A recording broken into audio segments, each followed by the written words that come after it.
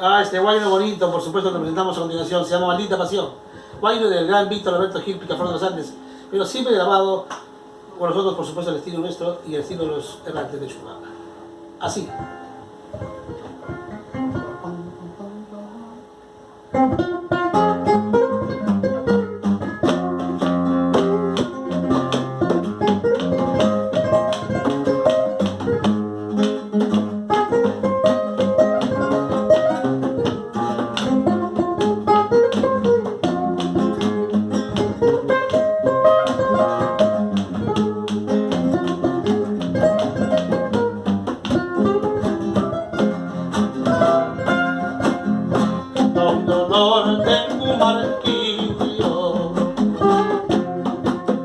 Mi corazón está sangrando,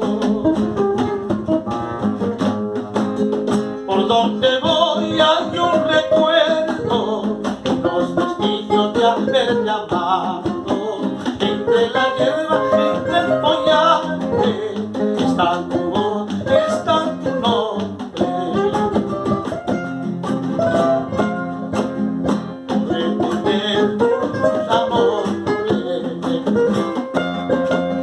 Podré sentir nuevos placeres,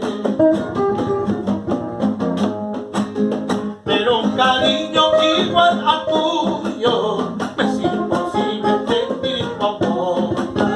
Entonces mi alma agonizante clama tu voz, clama tu aliento. Ya.